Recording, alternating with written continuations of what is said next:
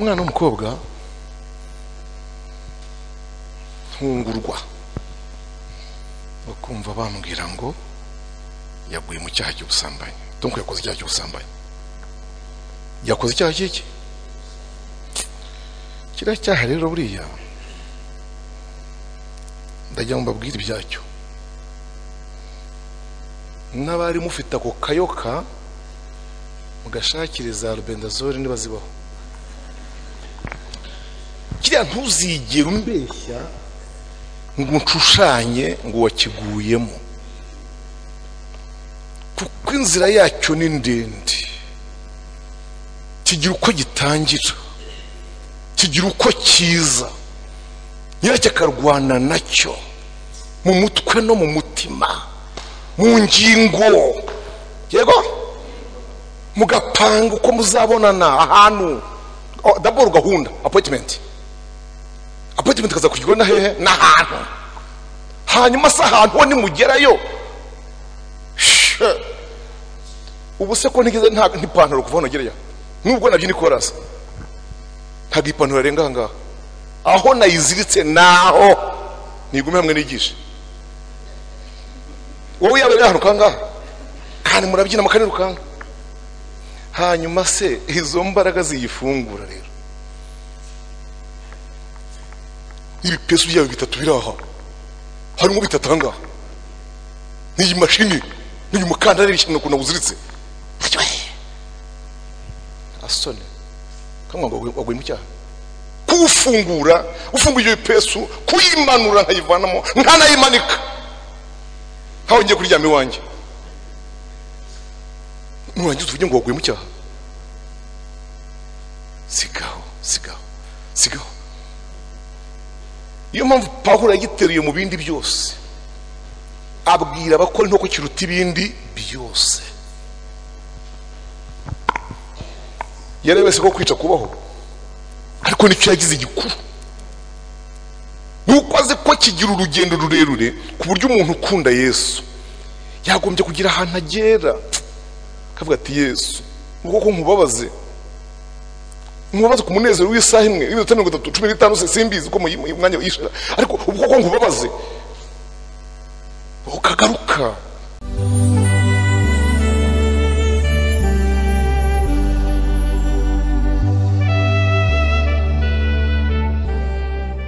Mwami Yesu turagushimiye, twageze hano imbere yawe, turagushimiye ko wabanye natwe amasaha yose. Mwami wabanye natwe guhera mu gitondo ukageza uyu mwanya, izina ryawe ryiza rishimwe. Turagushimiye ku mugaragu wawe, ku mukozi wawe waduteguriye, izina ryawe ryiza rishimwe. Umugisha ibyo waduteguriye Mwami by'uyu munsi, uyu mugoroba, bigwe iyo mbuto nziza igwe mu butaka bwiza, kandi ubwo butaka bwiza buzera imbuto nico dushakaho. Urakoze kumwuzuza no kugira ngo akomeza bibe, kandi bibe mu butaka bwiza umunyuzemo. Ni igikoresho, ariko Mwuka Wera ugira imbaraga ukoresha byose ku bantu. Mwami niwe dusabye kugira ngo amuzeho, natwe tuzeho, tubashe kumva no gusobanukirwa no kwakira ibyo twahawe, mu izina rya Yesu, amen. Arakoze cyane, turamwakiriye kandi turamwishimiye, twari tumutegereje. Yesu ashimwe. Kuri Imana yo mu ijuru irakoze kungeza hano. Nageze aho numva bigiye kuntera nk'umutima, kandi ntagira ngo ari umutima, kuko nanga kwica gahunda, kandi mu by'ukuri nazi igihe, ariko bajya bagenda mu modoka, kandi abenshi niyo mukoresha ambuteyage yo kuva Gishushu wagera hano kuri restaurant y'Abashinwa, gakata nkajya gushakira kuri Gasabo, nkaca hasi. Iyo ntamenye umujyi ntabwo ndikugira nga, kuko nta hantu na hamwe nakurikije umuhanda umwe route principale, aho bikomeye nahungaga. Nuko nje Imana kugeza ahangaha, n'ubu mpingutsa mu marembo, ubu ngeze ahangaha ntaturutsa wakada. Icyo gihe ntabwo wabuze umujyi, meze nk'uturutse fiyo ngiyo muri za quartier. Imana yo mu ijuru ihimbarizwe. Dukomeze za nyigisho zacu ku bwami bwo mu ijuru. Ku bantu tutatangiranye wenda tutabanye ejo, ntabwo ndi bubone ukuntu nabakorera resume, ariko twabonye gusa ko abo Yesu yigishaga ngo bajye basaba ngo Data wa twese uri mu ijuru ubwami bwawe buze, n'abari bamaze igihe bagowe ibingorwa, batari babuzi, batari babufite, bababaye igihe kirekire. Niyo mpamvu twasoreje kuja muri vuga ngo icyo yabigishije gusaba rero cyari icy'ingenzi kandi abandi ntibari bakizi. Ndetse twabonye mu Baroma ko Imana yabikoze ku bushake, igihisha abo twitaga bene cyo ari bo bisehe n'Abayuda, irakibahisha igihishurira abo ngabo. Imana ishimwe. Ubu bwami ngarutse gato ku magambo twavuze nimugoroba, bigeze babaza Yesu ngo buzaza ryari, arabasubiza ngo buri muri mwe. Dusoma aho hantu muri Luka 17 umurongo wa 20. Ubutumwa bwiza bwa Yesu Kristo bwanditswe na Luka ibice 17 umurongo wa 20.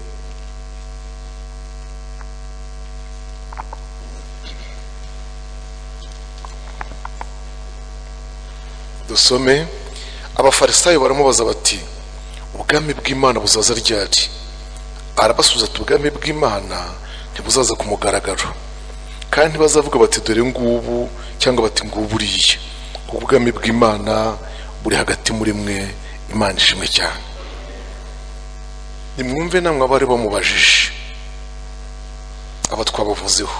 Nari mbabwiye ko abafarisayo, abasadukayo, abanyarukiko, abanditsi, abatambyi, abo bantu bose babaga hehe? Yerusalemu.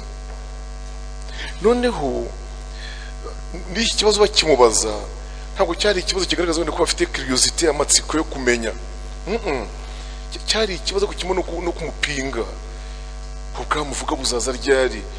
Ntabwo ari ikibazo kigendanye no kumenya, si uko bashakaga kumenya.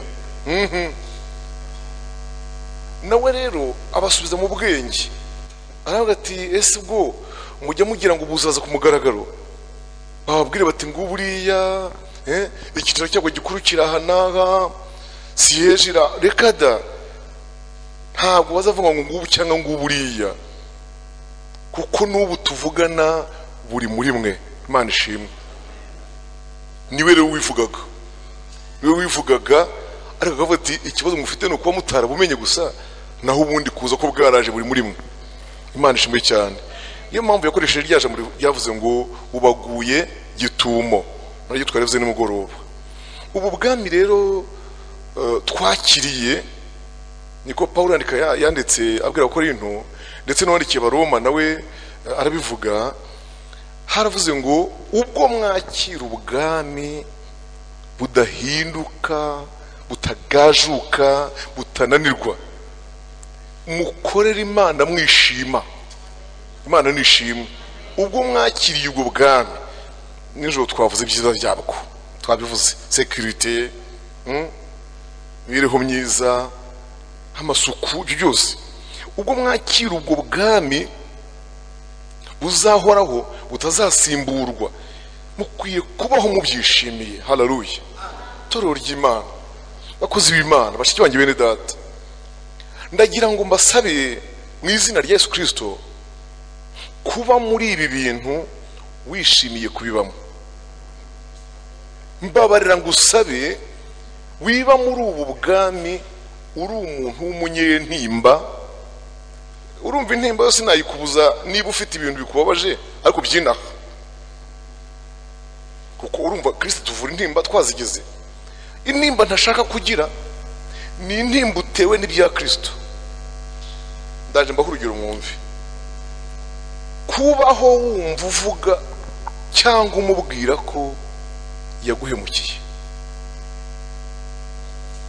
Ijambo Yesu urampemukiye niba ryasaba kwiborosa, sinzi ikintu byasaba. Ubuzima bwawe ukurikije neza Yesu yatugiriye, njye unamubwiriye hafi yanjye ko aguhemukiye, nahindukira nkubwira nawe urampemukiye. Kuko Yesu we arumva umurimo yadukoreye wo gucungura uhagije. Niyo mpamvu uvuze ngo mubanze mushake ubwo bwami bw'Imana no gukiranuka kwayo, ibindi zabyongererwa, bizagenda biza. Ibi bintu turimo iyo bibaye mutabyishimiye, ukumva Yesu akuboshye cyane, ukumva yaragukabirije, ukumva ararengera, ukumva ibintu gusaba nawe arakabya, kumva ibyo gukizwa nabyo birakabije, by'uru rugendo birakabije. Icyo kintu Satani ashobora kucyuriraho, amaherezo akazakunangura rwose.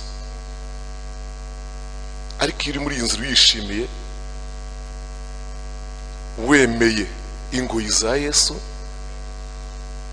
mubyibuka ko muri yaririmbye ngo nabonye umukunzi mwiza. Twarakundanye se cyangwa yakunze ntamuza ahuguye? Très bien. Abakundana nabakundanye n'ukunda gukunda. Twe rero yadukunze tutanamuzi. Icya kabiri adufatisha iki? Umugozi. Izo ngoyi ze zanteye kuba imbata ye rwose. Kandi mu Gifaransa ngo au fur et à mesure, uko natinze mu ngoyi ze, uko igihe cyagiye kiba kirekire ndi mu ngoyi ze, byaje kuntera iki? Kuba imbata ye. Ubu rero nduwe nawe n'uwanjye, nubwo yazimbohora nagumaho.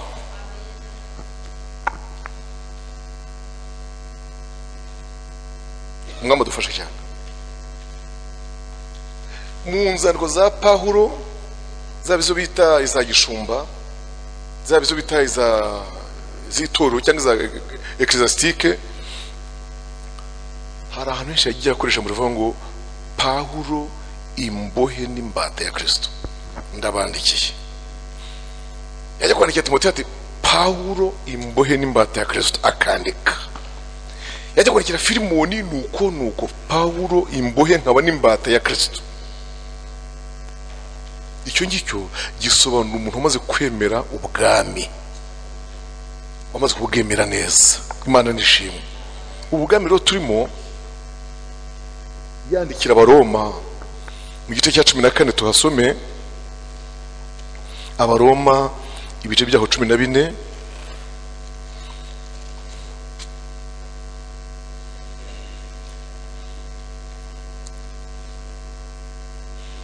Duhere ku murongo wa 16, amagambo nshaka ari mu murongo wa 17.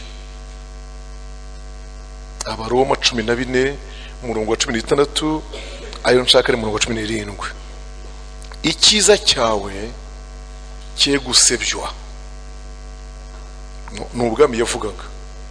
Icyiza cyawe cye gusebywa, autrement dit cye kugira umugayo, cye guseba. Ibintu byawe byiza ntihakagira umuntu ugira ute ubisebye cyangwa bigaye abijore wumva. 17, kuko ubwami bw'Imana atari ukurya no kunywa, ahubwo ari ubwo gukiranuka n'amahoro no kwishimira mu mwuka wera.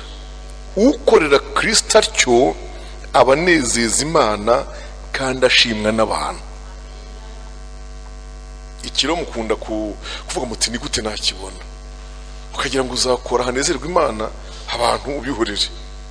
Ndabizi ko ngo nta uba neza, babaho nyine batanezerwa, babaho bahora bari bagusa ibintu biri negative.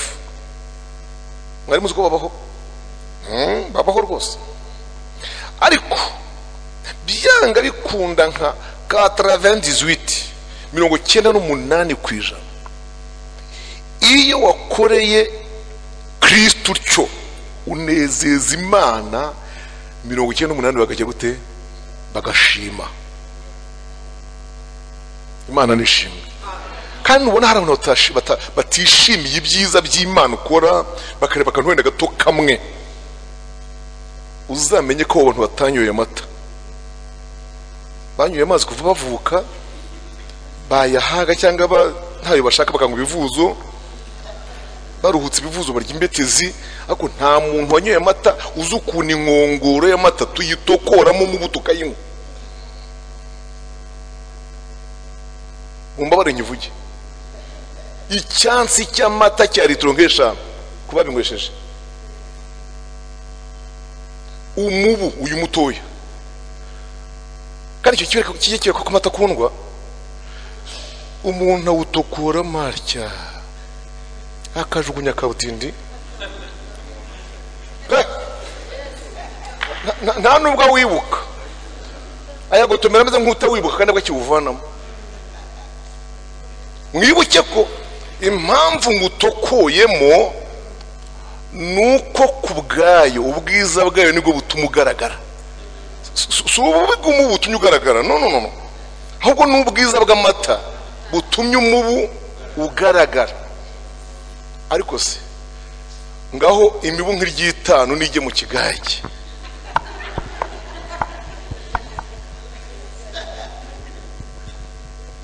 mbabare bagikunda, simbabuze apeti, mu kigage ubwacyo hamwe utuntu bita imbiza, siko batwita se cyangwa abashigisha amada, sibyo? Tuba tuntu bita imbiza ubwatwo dusa nawo, ku buryo imibu n'imbiza birasa, ndetse harimo utuntu tumeze nk'udushishi mu mbiza tw'amasaka. Ubwo rero byaba inshishi byaba n'imibu byose byivanzemo ni ukwinywera, kuko ububi bw'ikigage ntibwagaragaza imibu.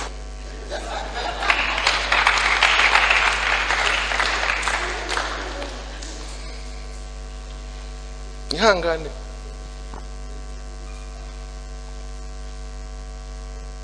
agashoka bamwesha uruho, amwesha umuheha, kandi munini rwose ufite mu nda hanini, ukurira imibu yose myinshi. Icyo gihe cy'umuntu wenda yagarura ni icyatsi gusa kiramutse kigiyemo, ariko imibu yo ni ukuzamuka.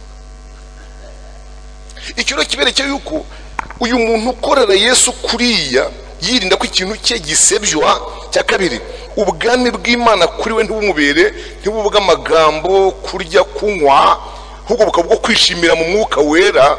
Ukorera Kristo atyo anezeza Imana kandi agashimwa n'abantu.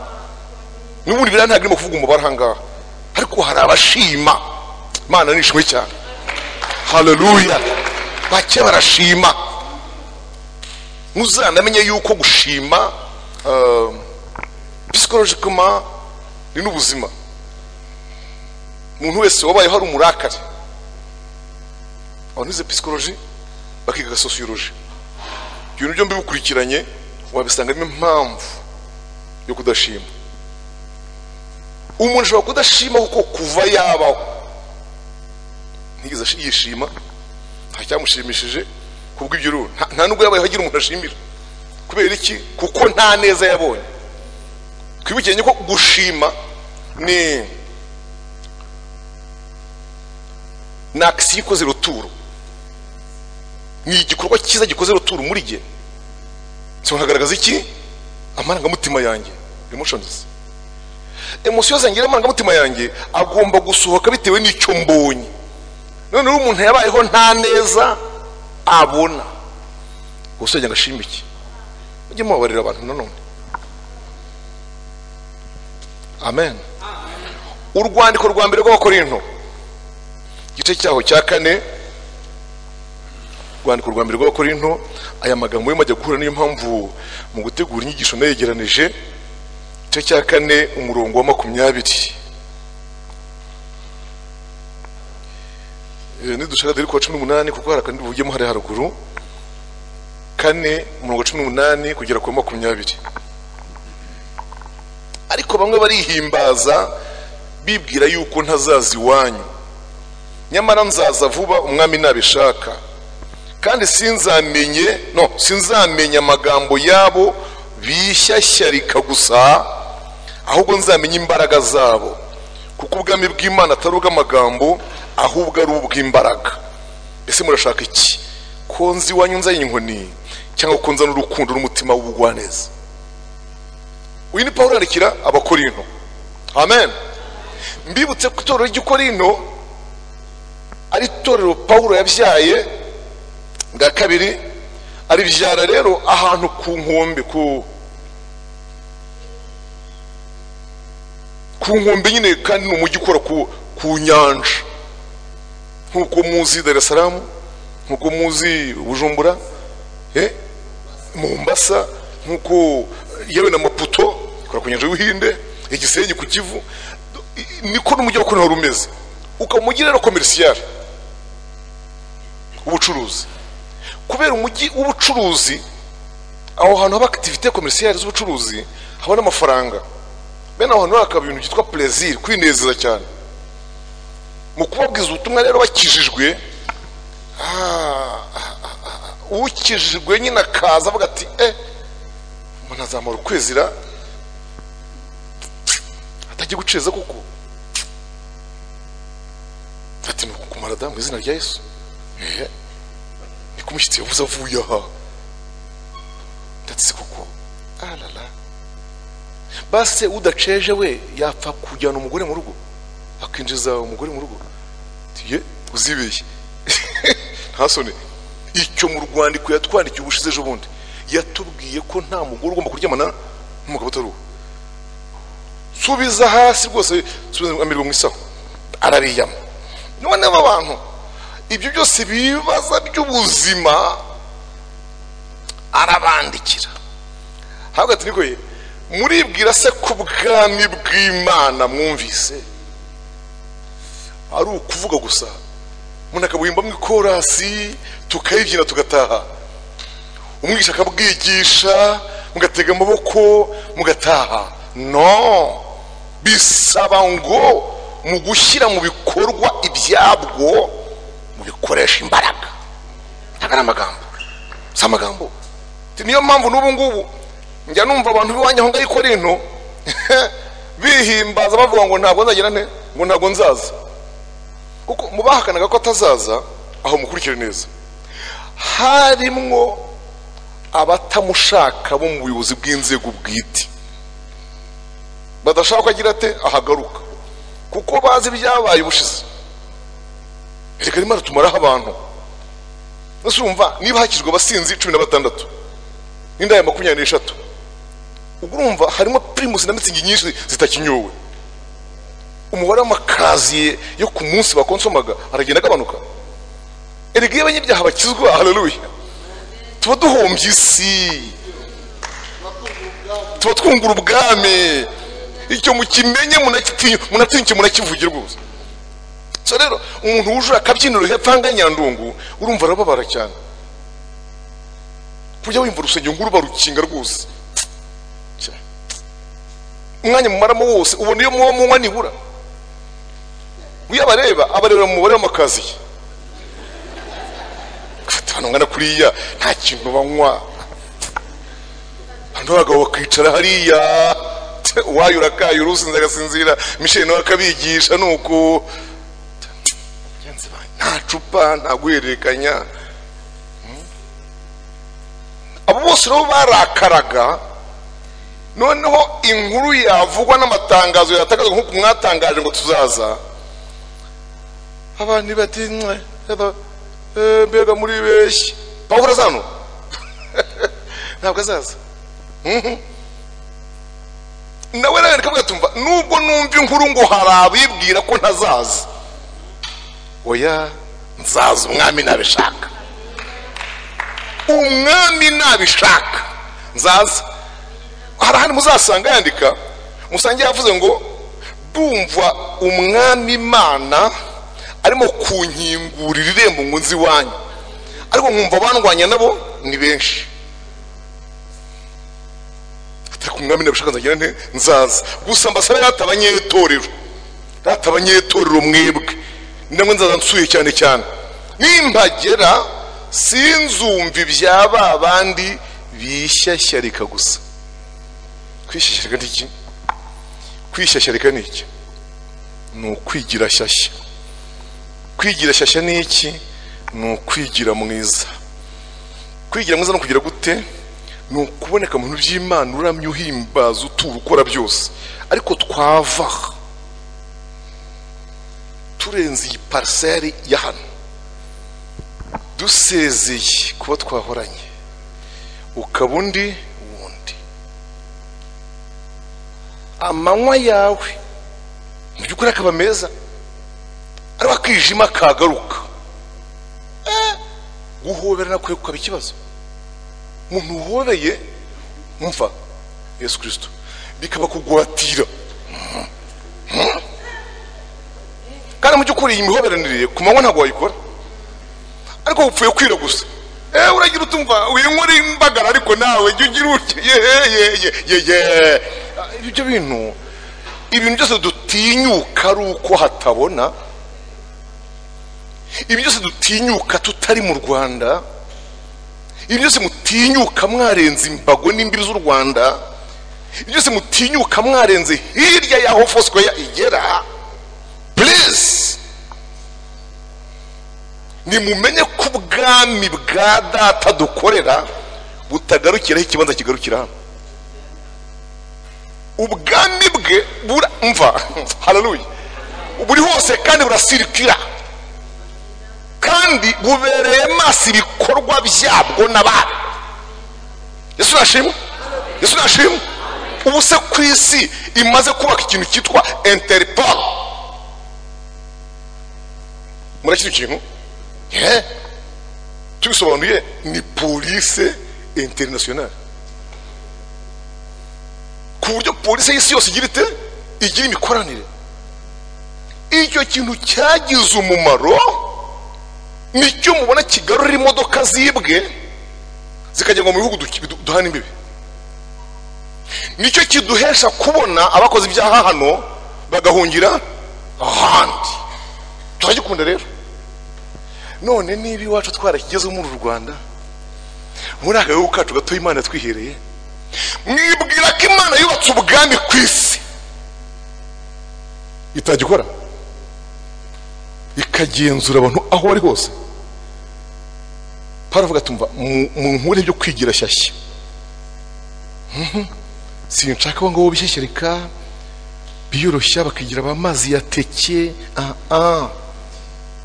Ninza ngeze iwanyu sinzumva amagambo ya bene abo, ahubwo nzumva imbaraga. Haleluya. Umwaka wa 1996 nayobora Gasavi hara ku Gisozi. Ubwo nari mpageze mvuye Kacyiru hano mu Kanserege. Jenoside yansanze igacuriro, aho muri bayimuze mashyashya yubatswe vuba. Nahageze muri 90 mu ntangiriro zaho. Hanyuma 89 nari mu Gasyata. Hanyuma 88 nari ifumwe hejuru za Nyagasambu hariye mu cyahoze ari Gikoro. 88, 87, 86, 85 na 4 na 3 nari Gihogwe Karurumu. Nyumvire vuga ubutumwa kandi irikeka byacikaga. None undi Gasavi hariya hagira umwana n'umukobwa wuzura umwuka wera, man yakuzura umwuka wera, wakumva indimi avuga n'ukuntu azivuga n'imbaraga z'umwuka arimo. Intebe nk'izi ngizi rero zaza nyine ngo ugire iyawe nanjye ngire iyanjye, tukiri ku rubaho rumwe, ku buryo umuntu wuje umwuka wera. Mwese n'abatawufite mwihangane mbere nk'abawujwe, kuko mva arabatigisa bajegeze kugeza ubwo mwese mumera nk'abawurimo. Urumva izo mbaraga nyine zije zikaba zire kuri memba ku ntebe imwe, urumva twese turafatwaho. Umwana w'umukobwa ntungurwa bakumva bambwira ngo yaguye mu cyaha cy'ubusambanyi. Donc yakoze icyaha cy'ubusambanyi. Yakoze icyaha cy'iki? Kiriya cyaha rero buriya ndajya mbabwira ibyacyo. n'abari mufite ako kayoka mugashakire za albendazole niba zibaho. Kiriya ntuzigere umbeshya ngo nshushanye ngo wakiguyemo, kuko inzira yacyo ni ndende, kigira uko gitangira, kigira uko kiza, nyiracyo akarwana nacyo mu mutwe no mu mutima, mu ngingo, yego mugapanga uko muzabonana ahantu. D'abord gahunda appointment kaza kugirwa na hehe n'ahantu, hanyuma se ahantu ho nimugerayo ubu se ko ntigeze nta ipantaro kuva hano ngereya, nubwo nabyo ni korasa, ntabwo ipantaro yarenga ahangaha, aho nayiziritse naho nigume hamwe nigisha. Wowe yabereye ahantu kangaha kandi murabyina mukanirukanga, hanyuma se izo mbaraga ziyifungura rero. Ibipesu byawe bitatu biri aha, harimo bitatu ahangaha, n'iyi mashini n'uyu mukandara bishyimwe kuna uziritse asone kamwe ngo wagwe mu cyaha, kufungura ufunguye iyo bipesu, kuyimanura nkayivanamo nkanayimanika hawo ngiye kuryama iwanjye, nurangiza uvuge ngo wagwe mu cyaha. Sigaho. Iyo mpamvu Pawulo yagiteruye mu bindi byose, abwira abakora ntoko kiruta ibindi byose. Yarebese ko kwica kubaho, ariko nicyo yagize igikuru, nuko azi ko kigira urugendo rurerure ku buryo umuntu ukunda Yesu yagombye kugira ahantu agera akavuga ati Yesu ubwo ko nkubabaze ku munezero w'isaha imwe iminota 15 simbizi ko mu mwanya yishira, ariko ubwo ko nkubabaze ukagaruka n'izina rya Yesu. Iyo nkuru kuyumva ngo uwo mwana yaguye mu cyaha cy'ubusambanyi baragikoze, kandi uwo nyine bagikoranye baranagumana ramwishingira.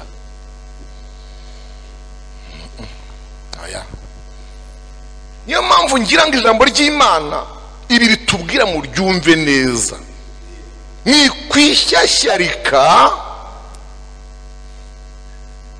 mu guhotora amajwi turirimba, mu kwigisha nk'uku nkajya kuri YouTube nkamamara, byarangira mukanyumva mu nguti ya fiyo. Aya ubu nkumbuye ingororano zanjye, nta mugore nkumbuye. Imyaka 40 kuva 79 nkorera Yesu, urumva wanshukije icyo. Nuko nabwiye Satani n'abakozi be, meze nk'umuntu ugeze kuri 30 bazahembwa ejo. Nkumbuye ibihembo cyane kuruta uko abantu bakumbura ibyiza. Ubwo ugiye kuvuga uti nukumaze imyaka myinshi, oya nawe umaze umwe n'umaze ibiri kumbura ibyawe. Wibuke kumbura ibyawe, ko umurundi yavuze ngo ntawe uzabura ingero, ntawe uzabura ibihembo bye mu ijoro. Mwami nashimwe, nta n'uzabona ko bamuhaye bike icyo mu kibuke. Twese tuzanezerwa kandi wumve warabikoreye, uzabura fiye kubyakira. Ntabwo uzaba ufite ipfunwe ngo ngerego nkiza, no. Ngo se mwakwibutsa abahinzi ba mu gitondo bizinduye mukibuka n'abasa 11. Haleluya. Ntabwo se muzi ko ikibazo cyagizwe n'uwazindutse arekarama ngo baramwambuye, ati mwambuye iki? Side rero twavuganye ndati, ariko nabana yikwibye cyangwa wayibonye? Tinayibonye. Nuko rero tambika ibirenge igenda.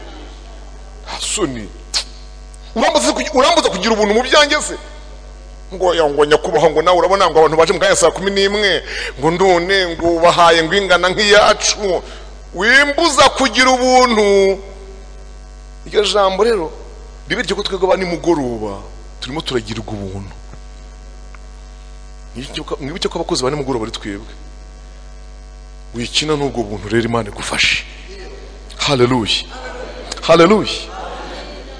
Ninzi wanyu sinzumva amagambo gusa, sinzumva bishyashyarika gusa, oya, ahubwo nzumve imbaraga zanyu, nzumve ko mwishimiye mu mwuka, nzumve yuko iby'agakiza bibanejeje. Haleluya.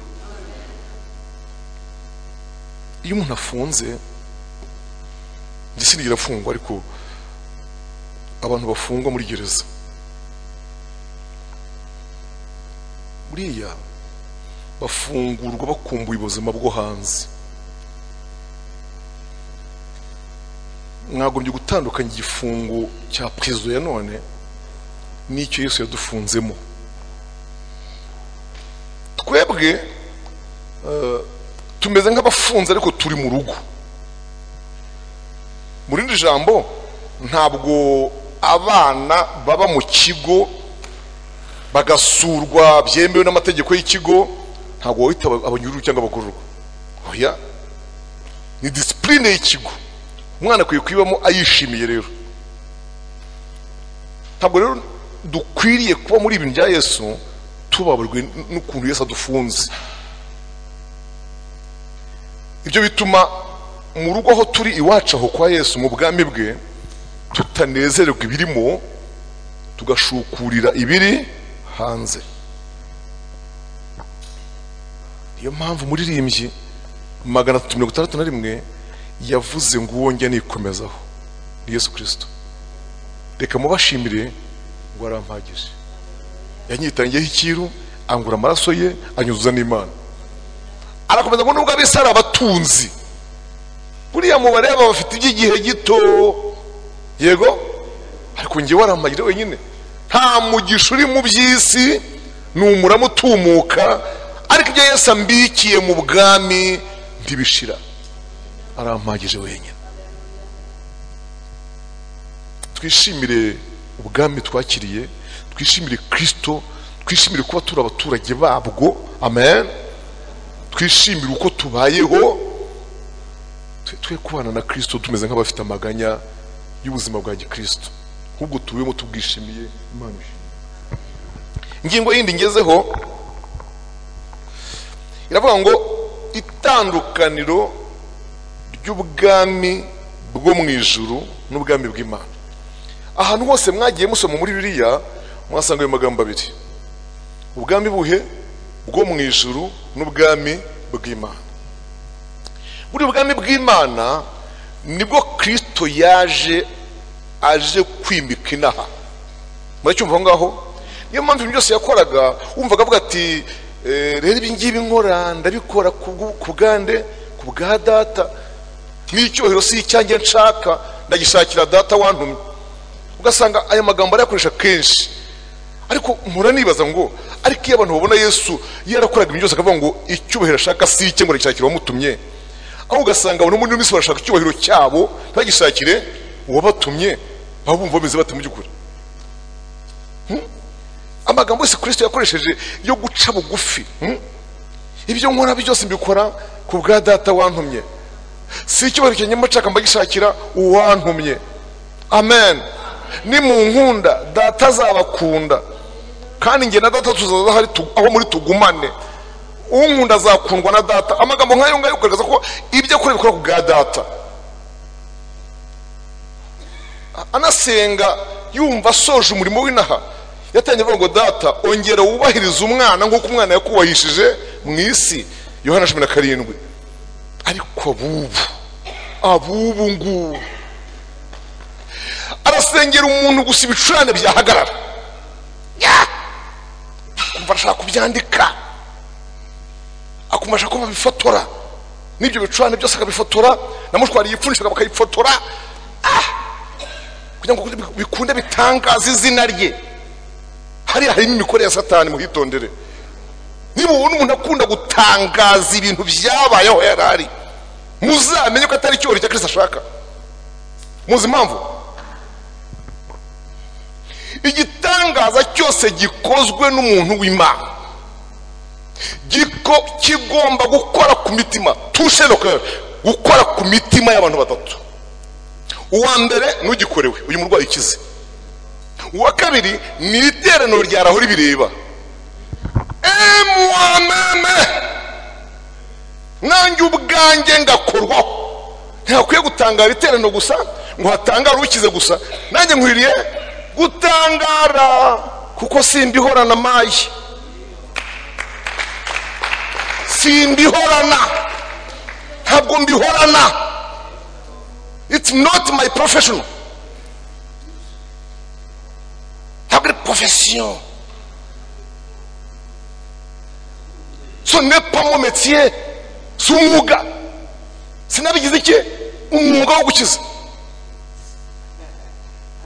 Icyo kintu Yesu yaracyanze mu bwami bwe, ko ibintu byo mu bwami bwe tubikoresha nk'aho ari umwuga, ntabishaka. Erega tubigize umwuga sibyo bigahoraho, ntabwo mama yamfana, ntabwo mama yamfana, ntabwo data yapfa umureba, ntabwo umugore wa yaremba ngo umurebe arinda no gunuka pe umuhumbye. Oya yewe nukuvuga uti ndaje muri gisho Kimironko, ndaje ndi muri ndigisho Kimironko mu masambi n'igice ndageze aho ngaho, ndaje nagukiza ngeze mu rwongo mu kanya.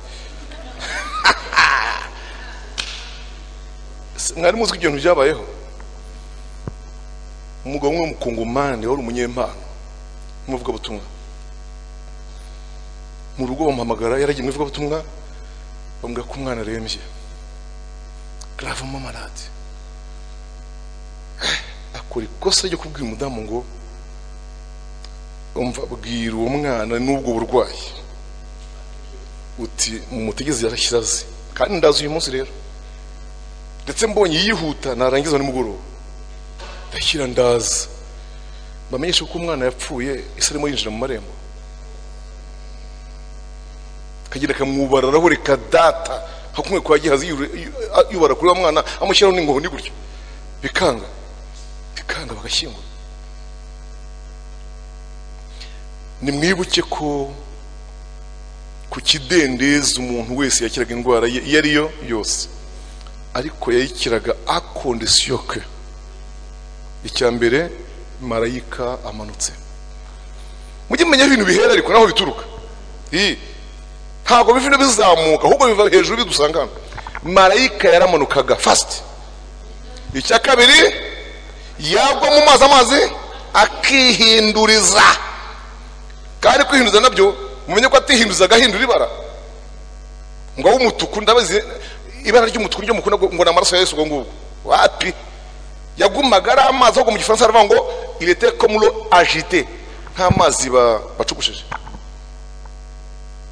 Yamara kuyageramo Bibiliya kuvuga ngo indi korisi ikomeye cyane, uwakiraga indwara ye n'uwagwagamo mbere y'abandi amazi akihinduriza, utanze abandi kumanukamo niwe wakiraga. Iyo ni rya gatatu. Ibwiriza rya kane, ibyo ntabwo byagiraga orere izwi ingengabihe. Très bien, rimwe na rimwe ibintu bya quelque fois rero ntukabyita chaque fois.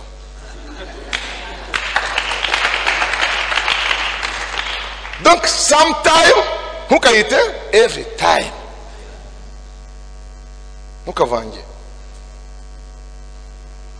ibintu rimwe na rimwe ubyingiza utabantu ku buryo ubishushanya ukubishyira ku kibandarore ukakimanika ku muhanda mu masangano y'imihanda ya Kimironko mu izindiro n'iremera ku Giporoso na Sherando. Ibi byabaye aha iwanyu bizahaba, ninda bikubeshyeze.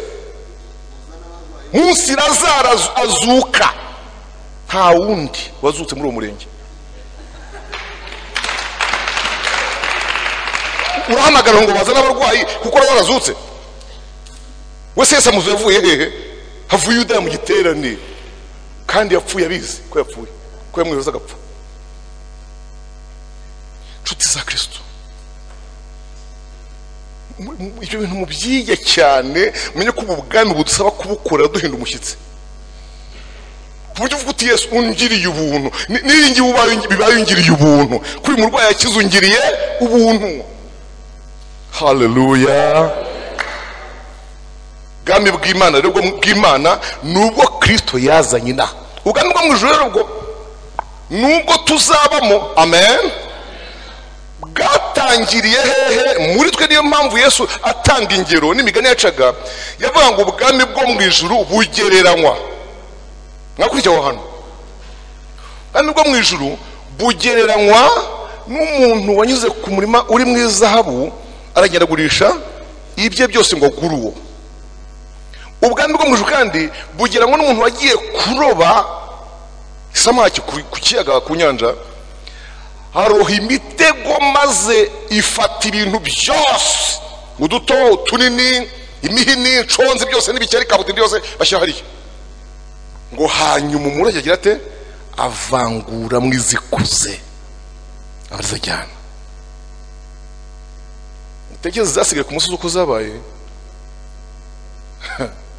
nta nubwo banazisubijemo nibura, reka tugujumiyaho. Ubwami bw'Imana bwo mu ijuru bugereranywa n'umuntu wateye agati gatari akabuto, kazamutse karakura kaba igiti cy'inganzamarumbu kiragara. Yavugaga nyine uko ubwami bwe burimo kugenda bugara.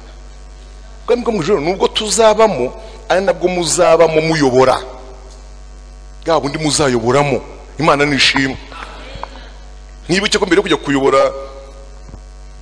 aho ngaho, tuzaba tuyobore mu ngoma ye y'imyaka ingahe, 1000, ariyo tuzimanaho nawe turi abatambyi n'ibikomangoma bo mu bwami bwe. Twihute, ntangiye ntinze ku buryo kugira ngo matsiye rirangire banza bisaba ko ngira utunota niyongeraho kanze. Murabinyemerera? Muri Luka 22 umurongo wa 28 mugiye kuhasoma, ndenda kugira ngo twihute vuba. Aha hantu yaravuze ngo, Luka 22 umurongo wa 28 na 29, yaravuze ngo nimwe mwagumanye nanjye. Haleluya! Iri jambo iyo nsoza ntarivuze ne kuzabirwara. Nimwe mwagumanye nanjye, mwihanganana nanjye mu byo nababajwemo byose, nanjye mbabikiye ubwami. Muzicara munywe murye munezerewe mu bwami bwa data. Haleluya! Uyu murongo navuze ngo mwumve ko ubwami bwo mu ijuru aribwo tuzabamo. Mwihangananye nanjye, mugumana nanjye. Bare yavugaga niba abandi bagumanye nawe, kuko kira gice ni igice kivuga iby'urupfu rwe n'amasengesho basenganye. Mwagumanye nanjye, nzamutse rero turazamukana, n'igihe hirya twigira nayo, inzira y'umusaraba wese muyigendana nanjye, muhumure nzabazirikana. Haleluya! Nzabazirikana nanjye nzabaha ubwami ko data yabumbikiye. Iyo buje muri wowe rero, dasatira umusozo, iyo ubwami bw'Imana buje muri wowe, ntutwarwa n'amategeko y'inyuguti, yego, ahubwo uyagira muri wowe imbere. Icyo Paulo yakiyandikiye Abakorinto mu rwanda rwa mbere igice cya 9 umurongo wa 19 kugeza 23, yarababwiye ngo mbese sindi uw'umudendezo, ngo ariko umudendezo nyamwirengagiza nkajya gusanga abatagira umudendezo. Sindi ufite amategeko se, ariko nyeri mbyirengagiza nkajya kureba abadafite amategeko n'abadatwarwa nayo, njya kubareba nkigira udatwarwa nayo. Aravuga ngo ibyo byose mbikora kugira ngo ndebe ko nagenda nkiza bamwe mbashyira mu bwami bw'Imana. Umuntu uri mu bwami, wakiriye ubwami bwa Kristo muri we, haleluya, ntago atwarwa n'amategeko yo ku mpapuro cyangwa yo ku bisate by'amabuye, ayagira hehe? Mu mutima. Niko Yesaya yari yahanuye, nzabanza bakuri mu mutima umeze nk'ibuye, mbashyire umeze nk'inyama, maze amategeko nyavune ku bisate by'amabuye nyandike mu nda zanyu. Imana nishimwe cyane. Haleluya! Iri jambo rivuga ngo ibyo ushaka bibeho. Iri jambo rirakomeye mu misengere yacu. Ibyo ushaka bibeho bishatse kwerekana ko nubwo wowe utabona ibyo ushaka, wowe nubwo utabona ibyo ushaka, ukwiye kujya uhumurizwa no kuvuga ngo ariko wabona data ariko yabishatse. mbamenyeshe ko kimwe mu bintu bigusha abantu, urumva muri iyo myaka yose 40 mfite inararibonye, haba ubuhamya nagiye nakira, abo nagiye nakira baje kunganiriza bakeneye ikiganiro cya Gishumba. Kimwe mu bigusha abantu muri ino minsi ni ukunanirwa guhuza ibyo ushaka wowe n'iby'Imana ishaka. Iyi ni kozeri, ni impamvu iri muzimbere mu bigusha abantu. Ngo ni iki? Kunanirwa guhuza ibyo ushaka wowe n'iby'Imana ishaka. Mwama tugire neza. Niyo mpamvu Yesu yavuze ngo nimusenga mu byo musaba byose munavuge ngo ibyo ushaka bibeho nkuko biba mu ijuru. Kandi yaduhaye urugero, ntimumwibuka se nawe ngo ananijwe n'inzira y'umusaraba, ananijwe n'igishyika cy'urupfu, wabonye uwo musaraba umuhingutse imbere, ahita avuga ngo ariko data hajya pe ubu wamaramaje pe ngo iki gikombe ngo nkinywereho, ubu wamaramaje rwose ngo kize ntigita, ariko wakindengeje. Okay, ngaho bibuko ushaka. Bibiliya iravuga ngo iryo jambo rivuga ngo bibuko ushaka yarivuze ari uko ahawe imbaraga. Akomara kumvise? Yarivuze ari uko ahawe imbaraga, nibwo yavuze ngo ibyo ushaka bibaho, abaryo bibaho. Kuko haruguru yaho ngo ubwo yarivugiye ngo umutima ni ukunzi, ariko umubiri wo tunegiye rwose nawe urabibona. Ibyo Imana ishaka bari byo bibaho. Utinze muri shomaje, bazi impamvu Imana ibitera kandi hangana. Haleluya. Utinze se mu rugo iwanyu wa mukobwa we, ibyo mwita ngo nuko kuziko, kuki mwabyise izina ribi ngo nukurigwaho? Uriguyeho se, urikukiye hamenyo, uriguyeho se amaso yatangiye kwazamo amashaza, uriguyeho se basi nawe wateye iriya kanta, ntimurebere kanta iri hariya. Mbwira nawe ubwo ko batangiye kuvuga ko wariguyeho kubera iki? No, simbona impamvu ngo na 50 washyingirwa ko Yesu ajya bashyingira. Ariko yabitewe n'iki? Ibyo ashaka aba ari byo bibaho. Wenda wakwibaza uti se, ndimo ndihuta mu nsozi vuba, wenda wakwibaza se namenya gute? Kuko iyo ndimo ntegura nsenga Imana, hari Imana ngira ibyo abantu bazibaza.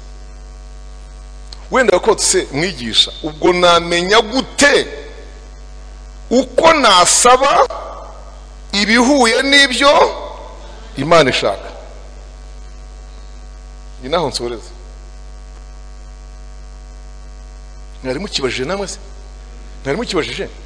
Ni gute namenya uko nasaba ngahuza n'ubushake bw'Imana? Ibisubizo mbaha nibi ni bitatu, kandi ahera ku cyoroshye gihita kibahuhiraho neza neza burundu. Ndahera ku ijambo riri mu Matayo ibice 6 umurongo wa 8 rivuga ngo mutarasaba so mu ijuru abazi ibyo mukennye. Haleluya. Imana ishimwe. Niko handitse mezami, murashaka kwasoma, haravuga ngo mutaranasenga. Ubundi haruguru yaho haravuga ngo mwe ntimugase n'abapagani, bavuga mu magambo basubiramo hato na hato, kuko mwebwe mutarasaba so wo mu ijuru. Urumva Yesu, haleluya, Yesu ahantu yageze njye mbona ko atangiye nko kuvuga ati ariko mujye mumenya ko mwebwe muri abana. Kandi burya mu rugo wanjye kuva nagira urugo haba abana banjye, yego, hakaba n'abandi bantu batari abana. Namwe murabagira mu rugo cyangwa haba abana gusa? Gusa mwa muri abanyamugi mu rugo murabafite mugira, baragira inka, mukagira abakuka amase n'aba yori ibishingwe byose n'abamesa n'abakata bafite indabo baziconga zamaze gukura, uzi abantu mugira mu rugo hariya mwe n'aboza ibyombo n'abaronga ibijumba byose, abo bantu bose mugira rero nubwo ari benshi gutyo, ariko abantu umuntu witwa umwana, haleluya, ndagira ngo nkubwire ko umwana umutekerereza même avant qu'il te demande quelque chose, mbere ko agira nicyo gusaba uramutekerereza. Nguko uko data mu bwami adutekerereza. Don't ask everything. Umva ni nk'akaza tumva mwebwe nimukirwe mwigora rata mutarasaba, so wo mu ijuru azi ibyo mukennye. Iri jambo rongo ibyo mukennye, yego kuba databizi, mushake ukuntu mwarihuza n'ijambo rivuga ngo ese ibyo nshaka nibyo nkwiriye. Murabizi ko n'abo badamu bacu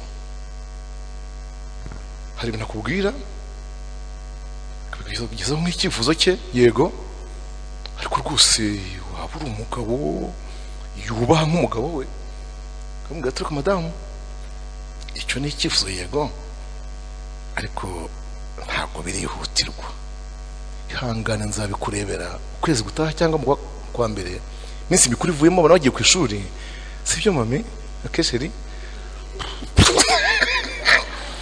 ukamurwariza aho hantu, yego, hamwereka ibikwiriye n'ibyihutirwa,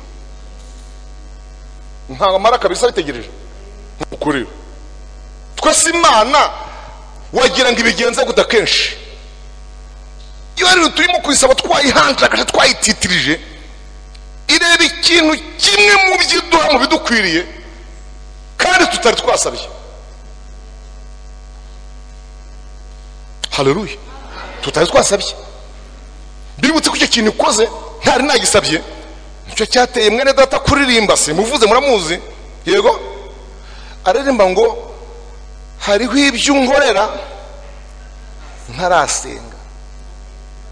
Haleluya, ubu se sibyo byinshi, umwami dufasha cyane. Icya kabiri, ku kibazo kivuga ngo twamenya duko duhuza ibyo Imana ishaka n'ubushake bwacu. Abakorinto ba mbere 14:14 ho turasoma,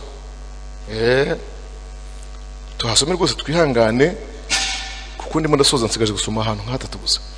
Abakorinto ba mbere 14:14 aravuga ngo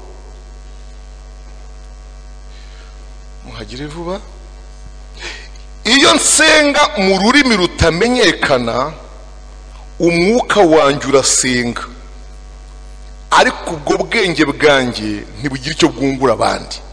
Umva kana nashakaga rero, umva kana nashakaga, iyo usenga, ndimo ndafashwa data wa twese ashimwe, haleluya. Iyo urimo gusenga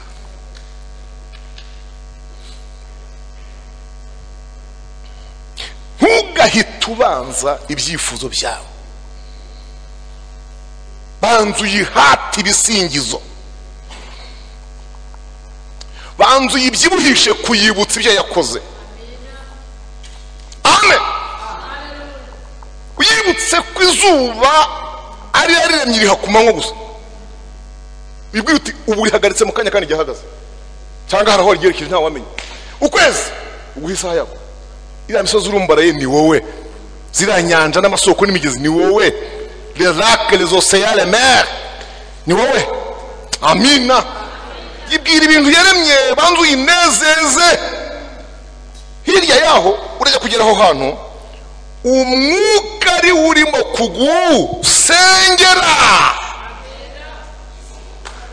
Iyo nsenga mu rurimi rutamenyekana umwuka wanjye ugira ute? Umwuka wera wanjye urasenga.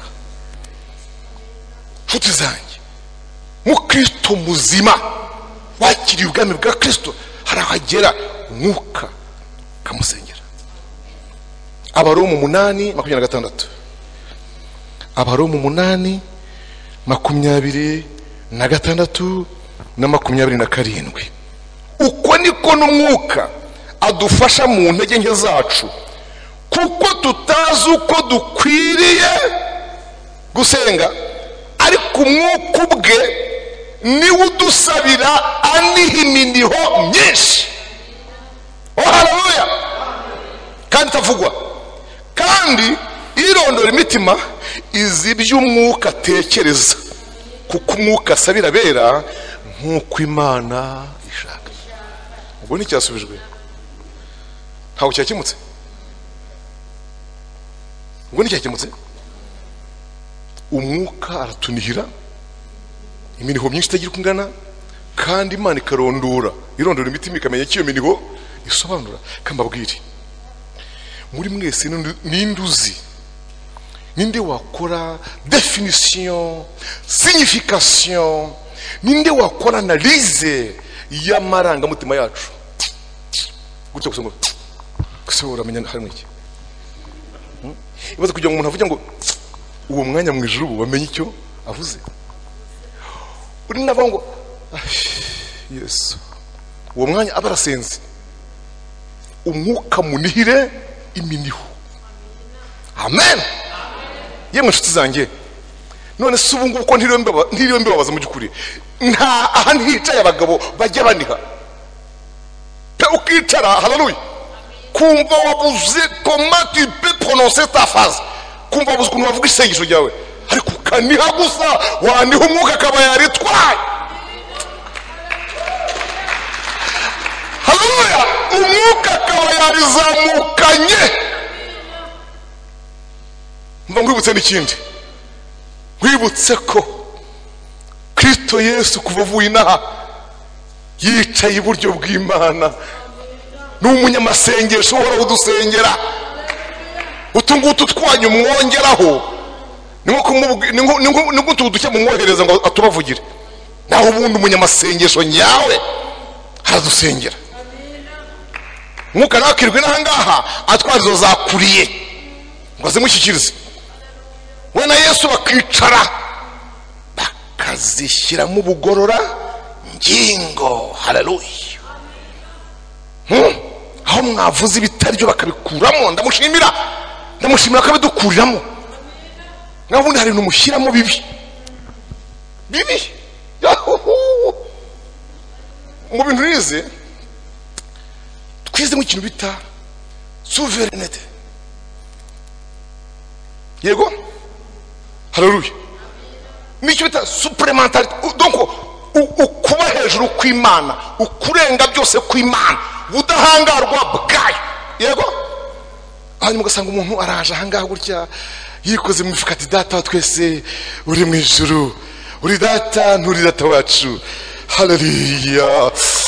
Mu gutabara ubanguka nk'inkuba, kandi mu kurwana urusha burende. Ibintu ngibyo umva, mu bintu by'Imana ntukagire icyo ukora comparaison nayo. Itabaye nk'inkuba se ahubwo ntimwashira. Ubuse kuvaho mu gitondo bwakereye hari yakubise iwawe, hari inkuba yanyuze iwawe. Mwibike ko inkuba ihera mu kwezi kwa gatanu itakubita, kwa gatandatu kose, ukwa karindwi, ukwa munane, ukwa cyenda, ntiyongera mu kwa 12. Ubwo se Imana itabara nk'inkuba mwa muri hehe? Hane soni. Ntukagire ibintu ugereranya n'Imana n'imikorere yayo. Haleluya! Yes, mwamuhwanya nane twahwana, mwamuza nane twahura. Yewe ndi Imana ibifite imibiri byose nta kinanira. Hagarara mwitangira nkavuga iherezo, kabanga imigambi yanjye zakomera, icyo nzashaka zagikora, aho nzagukira gukora ntawe uzangoma mu nkokora. Hagarara mu busa nkavuga ko harimo ikintu, mu rugo ncike mvuga ko harimo umuryango. Urumva Imana ibintu byanyu Mana. Haleluya! Akanyuma sorejeho naka kavuga ngo kubikora nka Yesu. kubikora nkande nka Yesu. Ryaje mu yindi twavuze Matayo 26:39-42. Nari umva Yesu aragira ati nari mbikunze ngewe mu mutima ariko umubiri wo wananiwe, none ibyo ushaka waryoho. Niba wambara amaje ngo nkinywereho nikize ubwo urambashisha. Nguko ko umuntu uri mu bwami bw'Imana abaho. Umuntu uri mu bwami bw'Imana ntiyigenga, ntavuga nk'uko ashaka, ntarya nk'uko ashaka, ntanywa ibyo ashatse. Amen. Yumva ariho under control, agengwa, yumva atwarwa. Imana nishimwe kandi ukabibamo wishimye, ubyishimiye ubinezerewe. Patriotisme murayizi? Patriotisme gukunda igihugu. Ariyo tugira abapatriote, bivuga ku ijambo patrie. Patrie bisobanura iki? Bisobanura mon pays natal, igihugu kimbyara. Kimwe mu bintu biranga ko umuntu akunda igihugu, yego, mu kwishimira amategeko yacyo, ukishimira Rwanda Revenue, ukishimira imisoro abasoreshwa bakina barebare, ukishimira duwane na gasutamo, ukishimira ku Rusumo ni Burundi, ukishimira ibintu byafashwe. Batwikura mu giti mu rutwekero akaburimwe. Naho ucanga nk'uko batwikura mu gigo abantu batwika imari y'abantu ya nuko uvuga abantu twetse barakujyana. Ntabwo hari bose usigaje amazuba abiri. Niba ukunda igihugu ishimire ko barutwitse. Nibishoboka nawe ka message ugatanga handi cyane kuzi icyo rukora n'abarunyoye icyo bakora. Ibyo byose biri muki biri mu rukundo dukunda igihugu. Abatagikunda rero bacyanga n'amategeko yacyo, bakavuga ngo harimo dictature. Dictature ni igitugu, harimo ikintu cy'igitugu, ngo bintu bijye ngibyo. Ayo ugasanga umuntu ugikunda ameze nk'utabibona, ahubwo arabona ibyo bikwiriye. Uko niko kwiriye kwishimira ubwami bwa data, ukaba mutira mantu utiyenereva. Abiyenereva nibo banyuragwa hano hakurya ntuza Kizinga murahazi, na hakurya Rwemasha ugera Nyagatare gaca hasi mu Muvumba, kahafata hakurya Bushara, Kizinga, Kazaza, kawagiye gashyikira urutyo Victoria, Kongo mu ishyamba, i Rwanda Murangora kwa Dos Santos. Umwanya ukabwira ngo uhunze kandi ko ngusize tumeze nabi hano, ngusize tumeze nabi. Kuko se tumeze nabi ra ahubwo n'umuntu umwe udakunze ubwami, udakunze amategeko, udakunze uko tubayeho. Nukuri kababwire mu bintu byitwa no gukunda ijuru ni patriotism. Urikundana n'ibyaryo. Haleluya. Urikundana n'amategeko yaryo arigenga. Imana ishimwe. We kumva mu ijuru baratugoye, we kumva mu ijuru batuvuna, ngo baratuvuna n'abaratungije bakakabya. Umuntu aho kwisohokanira umwana ra kumujyana hano mu mukenye baryo ubuzima, amuntu tubizu two kutwitwa twose amusobe no kugahanga hose no mu matwi. Ubwo se niba wiramanta ukaba wiyenereva urakariye ibyo mu ijuru dutegeka, urumva uzajyayo? Ishimira ibyaho tukiri inaha, ishimira ubwami tukiri inaha, kugira ngo uzabuturemo ubukumbuye. Imana nibaho umugisha mu izina rya Yesu Kristo umwami wacu. Amen. Amen. Amen. Hallelujah. Muhaguruke dusenge Imana mu izina rya Yesu.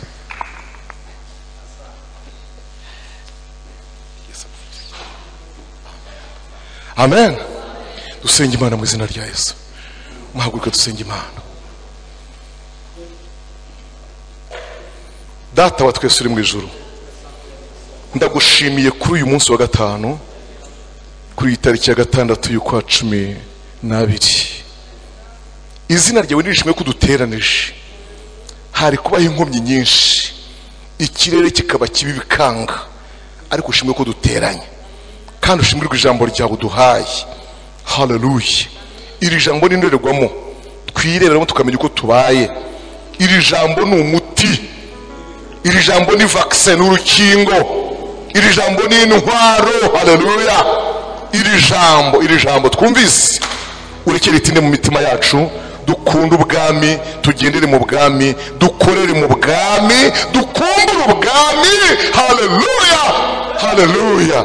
Tuba patriote mu ijuru, twumve dukumbuye iwacu, dukura igihugu cyacu. Ndagushimiye data, ubabarira umuntu wese watsinzwe n'ijambo ryawe mu buryo bumwe cyangwa ubundi, aha cyangwa hariya, ku ngingo cyangwa iriya. Umuntu wese ijambo ryagezeho akumva riramutsinze ahantu, umubabarire, udutunganyirize kuzataha ubwami bwawe, kuko nitubugendamo mu isi tubwishimiye, tuzanabutahamo tukumbuye. Ndagushimiye kubyumvise mu izina rya Kristo Yesu umwami wacu. Amen. Amen.